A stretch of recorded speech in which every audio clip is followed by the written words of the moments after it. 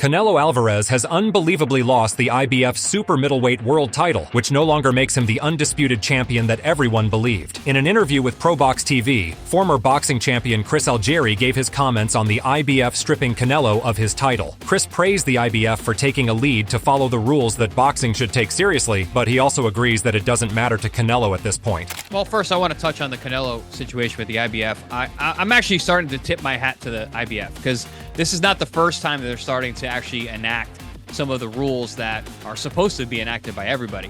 And it seems like the IBF is the first organization that's starting to take the lead in that situation. And in terms of this particular fight, and does it matter? I agree with you, champ. It doesn't matter. Algieri claimed that Canelo has elevated himself beyond the titles, and he is at a point where he is his own boss, looking for super fights rather than title fights. Chris compared Canelo's situation to the Usyk versus Tyson Fury fight, where all the belts mattered. In the Usyk-Tyson Fury bout, the IBF stripped Alexander Usyk of his title, but in Canelo's case, they actually did the right thing, as Algieri commented. Chris further stated that the IBF is taking their lead to enact the rules that should have been applied years ago. Algieri further said, "I do not have a problem with them stripping for this fight. I think it's actually a good precedent. And maybe if the terms were switched in terms of which one they strip first, it would be a different situation. But I do tip my hat to the fact that the IBF is now starting to enact the rules that should have always been in place." On the other hand, former boxer and owner of Golden Boy Promotions, Oscar De La Hoya, mocked Canelo Alvarez for fighting Edgar Berlanga on September 14th. What's up, guys? Clapback Thursdays. Lots of rumors that Jaime Munguia is going to top rank. Wrong. He's still with Golden Boy, but just fighting on ESPN for his next fight. Just a different network.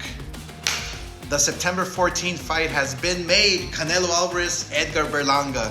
A fight that nobody asked for. Canelo and Oscar De La Hoya have some very disturbing history together. Oscar had signed Canelo with Golden Boy Promotions when the reigning champion was just 20 years old in 2010, and they enjoyed a profitable partnership. De La Hoya helped Canelo establish his name in the US, but by 2020, their relationship had soured so dramatically that the boxer took the promoter to court. De La Hoya commented, while he talked about his relationship with Canelo, "Canelo wants no part of me. I've been trying to figure out the reason. We had a great working relationship for about 10 years. He claimed I was not loyal, which I still can't wrap my head around. I did critique his trainer, Eddie Reynoso, after Canelo lost to Floyd Mayweather in 2013. De La Hoya further commented about Canelo, "Maybe you need help. It doesn't hurt to get some extra eyes and more experience. Maybe that's it. Me and Canelo have no relationship whatsoever now. It's okay, as long as he puts on a great fight, I'm content." Oscar simply violated Canelo on the Clapback Thursdays, as he said that Canelo was continuously ducking David Benavidez, which forced Benavidez to move up to light heavyweight class, making it even more difficult for the Alvarez-David fight to happen. Furthermore, Oscar added that Canelo is also going up against the UFC in the Sphere on Mexican Independence Day, which was not a smart move by the champ. Canelo kept on blaming Oscar for not supporting him in the Mayweather fight, as De La Hoya was struggling with drugs and alcohol at that time. This may be one of the reasons why the promoter and the champion had so much hate for each other. In addition, former boxer Paulie Malignaggi was asked about his views on the IBF stripping Canelo of his super middleweight title. Paulie claimed that to a superstar like Canelo, the titles don't even matter at this point.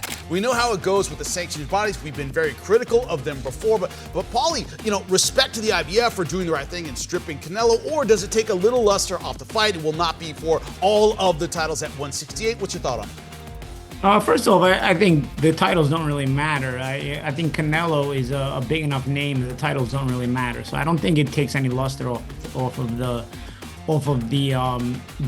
fight between himself and Berlanga. I still think it's going to be a big fight. All Canelo fights are big fights. Furthermore, while discussing about Canelo's recently announced fight with Edgar Berlanga in September, Paulie said that the fight with Edgar will be a big one. Like all Canelo fights, the IBF super middleweight class has some room to breathe now, because other fighters will be competing for that title. Canelo was supposed to fight William Skull, the Cuban boxer, at the mandatory weight class, which he didn't, so the IBF was forced to take drastic measures. Paulie sarcastically claimed that Canelo doesn't want to fight anybody that has even the remotest chance to beat him. William Skull's record currently stands at 22 wins, 0 loses, and 0 draws, and he is currently undefeated in a total of 22 contests. Of those 22 wins, he has stopped 9 of his opponents, so his current knockout ratio is 40.9%. Moreover, Paulie Paulie compared Canelo's next opponent, Edgar Berlanga, to Skull, as he said that Berlanga has developed his career very fast, but he still has a lot to prove. Berlanga looked devastating in his fight with his previous opponent, Padraig McCrory, but there is still a huge gap between McCrory and Canelo Alvarez. Edgar will not prove to be much of a challenge for Canelo, because he still has a lot to show the audience, and Canelo is mainly looking for a fast payday. Paulie further commented that Berlanga has dominated his opponents at a lower level, but the fight with Alvarez is where he will sink deep underground due to the difference in skill. Berlanga has a lot to lose or gain in his fight with Canelo. This will be his chance to prove whether he is a world-class fighter or a guy who is just a fringe contender. When the IBF took away Canelo's belt, they gave the impression that the Berlanga fight was not worth the time or money, which resulted in Canelo losing the belt. Meanwhile, fans supported the IBF's decision for Canelo vacating the IBF belt. One fan stated, "Was always going to happen. Wanted a bigger name opponent than Skull, which came with the sacrifice of the IBF." Another social media critic claimed that after the Berlanga fight, Canelo should vacate all the titles he has and go to 175, that's where all the big fighters are. One amateur boxer even claimed, "William Skull has a lot of potential. We spar once, and he sent me to the hospital." In addition, another fan gave the opinion that if David Benavidez is smart, he should take the IBF title and then lobby for a Canelo fight, because Canelo would now want something Benavidez has. Muhammad Zain gave the suggestion that Canelo should fight either Crawford or Benavidez after the Berlanga bout. Additionally, a commentator from The Punch Report explained exactly what happened when the IBF stripped Canelo of his title.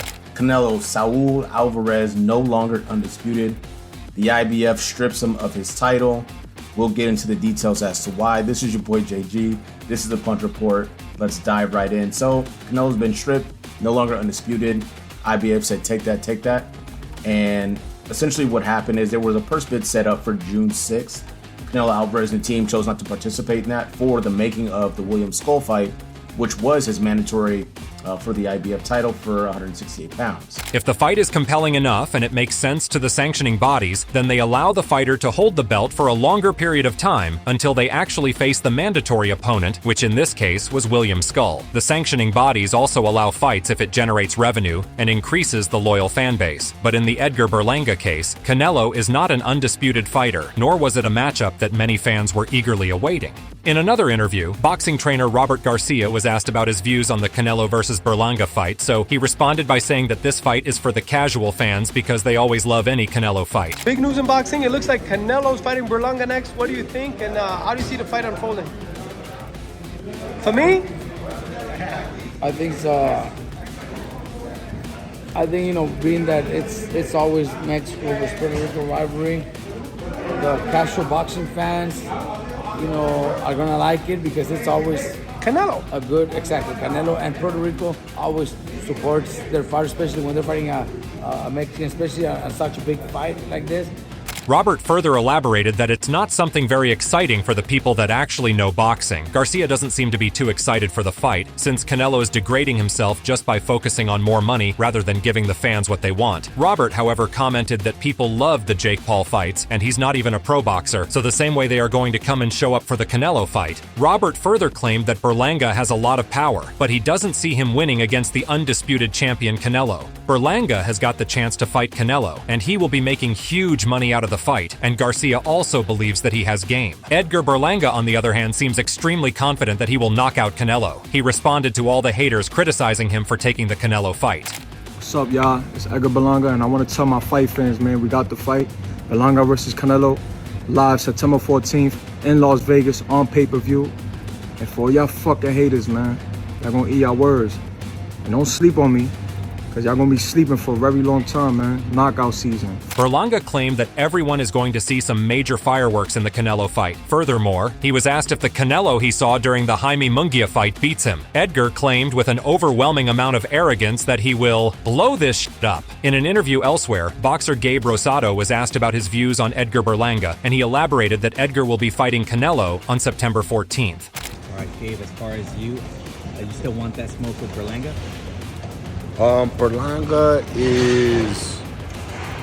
Berlanga is sitting on the possibility of possibly fighting Canelo. Gabe further added his comments on Berlanga as a person by saying that he's not behaving as a fighter right now. Rosado commented on Berlanga's trash talking as he exclaimed, "Look man, I ain't got nothing against Berlanga, but it's like he'll talk heavy to Plant, but he not going to do nothing, but it's funny how he talked heavy to a Plant, but then when Morel got in his face, he kind of like backed down. You know what?" Gabe remembered the times when Berlanga used to talk heavily to him, and when the opportunity to fight came, then Edgar used to back down. Rosado doesn't believe that Berlanga would be willing to fight him because there were so many chances, but Berlanga wasted all of them. In addition, Gabe compared Berlanga to Canelo, and he commented that nobody wants to see Canelo fight Berlanga, and certainly nobody thinks that Berlanga can beat Canelo. Gabe was asked if the Canelo-Berlanga fight would generate large numbers in pay-per-view, so he responded by saying that the promoters are going to sell the fight to the Puerto Rican and Mexican audience, but the only way to do that is if both the audiences are in the same realm.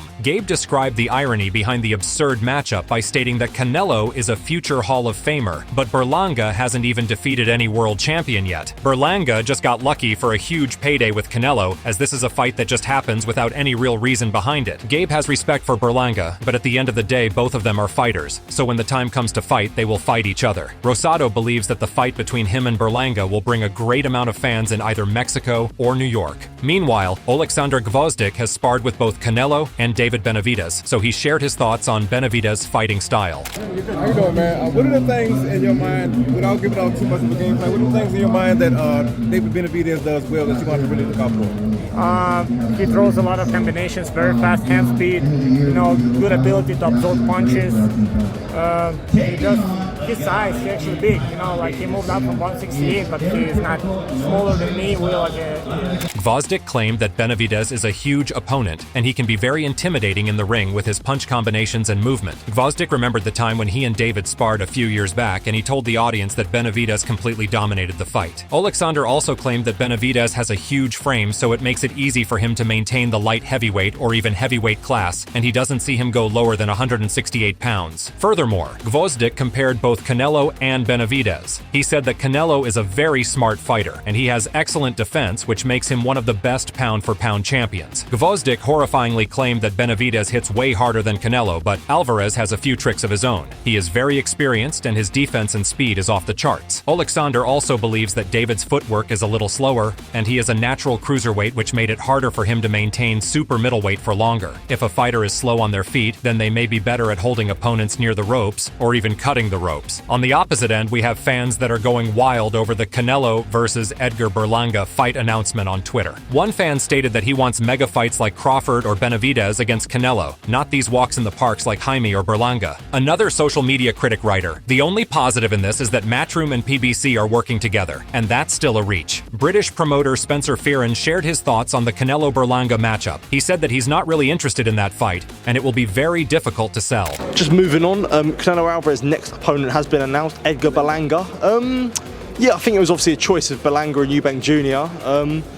What are your thoughts on, I guess, the Berlanga fight? I have no real interest in that fight, to be honest with you. You know what I mean? You know who we wanted to see Canelo in with, and it's not happened, right? So therefore, you know what I mean?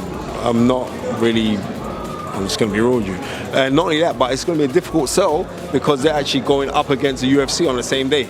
Fearon further commented that Canelo is going up against the UFC in the Megadome space at Vegas, which will prove very hard for Canelo's team to get the fans to stick. Spencer believed that only the hardcore Canelo fans would come to the fight, but other than that, no one wants to see Canelo beat Berlanga. It would have been way better for Canelo to fight Terence Crawford, who has been calling him out for a very long time, but the fight is what it is right now. Alvarez has recently faced increased criticism for failing to fight the toughest challenges available to him, including previous WBC and WBA mandatory challengers David Benavidez and David Morrell. The Benavidez fight, especially, was the most in demand for Alvarez. After years as Alvarez's mandatories for those two sanctioning bodies, both Benavidez and Morrell moved to light heavyweight after feeling they would never receive a shot at the undisputed champion, though Benavidez has suggested he would move back to 168 pounds to face Alvarez. It seems as though Canelo is dodging any opponent that has even the slightest chance of beating him. David Benavidez' promoter claimed that they will be taking the winner of the Beterbiev-Bivol fight next year on Canelo Alvarez's Cinco de Mayo date in May 2025, which seems to be a really cunning move by David's team. They are aiming to go head-to-head with Canelo. Furthermore, Paulie Malignaggi was asked if Benavidez could be given the chance to fight Canelo sometime next year after he fights the winner of the Beterbiev-Bivol fight. Paulie was skeptical whether the fight would happen or not because there may be many rematch clauses in the Beterbiev-Bivol fight and other hidden agreements. Paulie also believes that Canelo is the biggest duck in the history of boxing because he ducked not one but two opponents at his weight class of 168 pounds, which included Benavidez and Morel. Malignaggi further commented that it would have been better for Canelo to vacate the titles because it would have been much less embarrassing. Many champions in the past have vacated titles before, and there's nothing wrong with that. Alvarez did not give any valid reason to avoid the Benavidez fight, other than the fact that Benavidez called out Canelo disrespectfully. Alvarez also claimed that Benavidez hasn't earned the fight despite Benavidez being undefeated and holding the WBC super middleweight title twice, along with several wins over current or former champions. Canelo also claimed that Jaime Munguia, his former opponent, deserved the fight because he respected Canelo, but the fans already knew that Jaime would get battered against Canelo. Do you think Canelo is making a wise choice by fighting Berlanga instead of Benavidez? Let us know in the comments section below and subscribe for more content like this.